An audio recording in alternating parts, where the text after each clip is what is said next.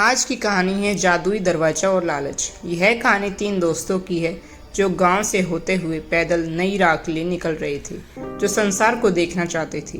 वह 3 दोस्त दिन रात चलते हुए अपनी मंजिल की ओर बढ़ते जा रहे थे। कुछ दूर चलने के बाद सभी काफ़ी थक जाते हैं, क्योंकि रास्ते में काफ़ी गर्मी थी और तेज़ धूप भी निकली हुई थी। सूर्य की तेज किरणों को देखकर रमेश बोल उठता है, यार कितनी तेज़ धूप है, अभी और बहुत दूर चलना है और तेज़ धूप के कारण मुझसे और चला भी नहीं जा रहा, और इसी तेज़ धूप के कारण मेरी हालत ख़राब हो रही है। रमेश की बात सुनकर उसका मित्र सुरेश कहता है, हाँ तुमने ठीक बात कही है, मैं अब अगर एक कदम भी चला तो यहीं गिर जाऊंगा। यार जल्दी से कहीं रहने का इंतजाम करो। सुरेश को इस हाल में देखकर रमेश कहता है, यार इस घने जंगल में कहाँ रहने की जगह मिलेगी। रमेश, सुरेश और राजू तीनों दोस्त पैदल चलते हुए जा रहे थे। तभी उन्हें कुछ दूर पर एक बड़ा सा पेड़ नजर आया। पेड़ को देखकर तीनों दोस्त जैसे तैसे चलते हुए पेड़ तक पहुंचते हैं और पेड़ तक पहुंचते ही सभी चैन की सांस लेते हैं और वहीं बैठकर आराम करने लगते हैं। और तीनों दोस्त आपस में कहते हैं, यहाँ कितनी ठंडक है, कितना आराम भी है दोस्तों, और कुछ देर यहीं आराम किया जाए। हम लोगों से अब 2-3 घंटे आराम करने के बाद ही चला जाएगा। फिर तीनों दोस्त वहीं आराम करने लगते हैं और आराम करते करते वहीं सो जाते हैं। सुबह से शाम हो जाती है और सभी वहीं सोए रहते हैं। थोड़ी देर बाद रमेश उठता है और सभी को उठाता है। अंगड़ाई लेते हुए सुरेश कहता है, यार थोड़ी देर और सोने दो, काफ़ी नींद आ रही है। रमेश तभी सुरेश से कहता है, नहीं यार जल्दी से उठो, हमें अब अपनी राह के लिए निकलना है, राजू को भी जल्दी उठाओ। रमेश की बातें सुनकर वह उठ जाता है और राजू को भी उठाता है। तीनों दोस्त उठते हैं और फिर से सफ़र के लिए चलने लगते हैं। काफ़ी रात हो चुकी थी। रमेश एक गुफा दिखाता है और सुरेश गुफा देखकर कहता है सभी को, यहाँ वहाँ देखो एक गुफा है।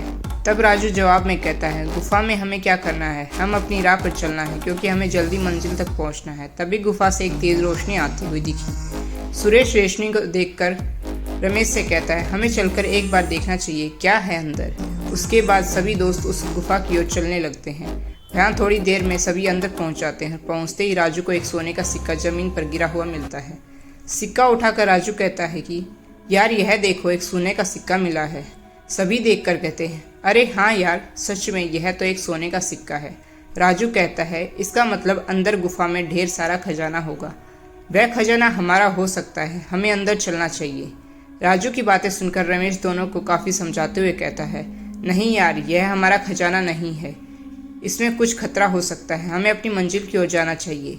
पर उसका दोस्त नहीं समझता और उसे डरपोक कहकर गुफा से जाने को कहते हैं और रमेश को मजबूरन अपने दोस्तों के साथ अंदर जाना पड़ता है। जैसे ही तीनों दोस्त अंदर गुफा में जाते हैं, सभी की नज़र एक दरवाजे पर होती है।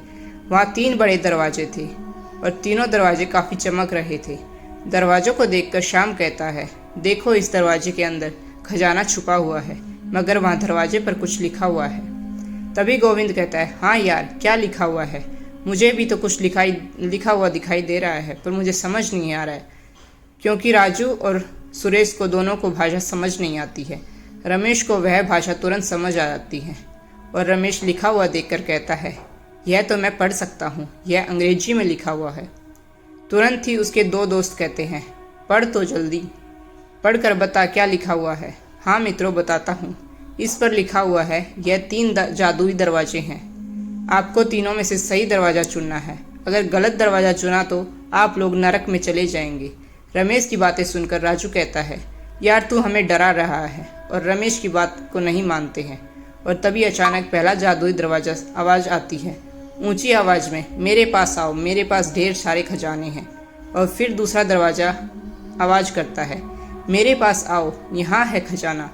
दरवाजे को बोलता हुआ देखकर तीनों दोस्त डर जाते हैं और डर से रमेश कहता है, दोस्तों यहाँ से चुपचाप चलो, यहाँ खतरा नज़र आ रहा है। फिर से सुरेश बोलता है, यार तू बहुत डरपोक है, चुप रह।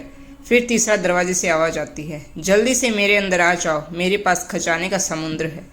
रमेश फिर कहता है, यार यहाँ खतरा है, अगर गलत दरवाजे में गए तो नरक में चले जाओगे। इतनी चेतावनी के बाद भी उसके दोस्त रमेश की बात न सुनते हुए उस दरवाजे के अंदर चले जाते हैं। रमेश बाहर चला जाता है और दोनों दोस्त अंदर ही रहते हैं। रमेश बाहर इंतजार करता है। थोड़ी देर बाद दोनों दोस्त अंदर ही रहते हैं। थोड़ी देर बाद गुफा से अचानक तेज रोशनी आती है, फिर तुरंत बंद हो जाती है। रमेश अपने आप से कहता है, रोशनी कैसी थी, मुझे अंदर जाकर देखना चाहिए। रमेश गुफा के अंदर जाता है, पर वहाँ उसके दोस्त दिखाई नहीं देते। दोनों दोस्त गायब हो चुके थे और उस जादू दरवाजे में बंद हो चुका था। फिर रमेश रोता हुआ कहता है, मैंने समझाया था पर मेरी बात किसी ने नहीं मानी। इसका कारण यह है कि वे नरक में फंस चुके हैं। तो दोस्तों, इन्होंने लालच किया और वह नरक में चले गए। आपको यह कहानी कैसी लगी कमेंट सेक्शन में ज़रूर बताइएगा और मेरे चैनल को सब्सक्राइब करें, मेरी वीडियो को लाइक करें, शेयर करें।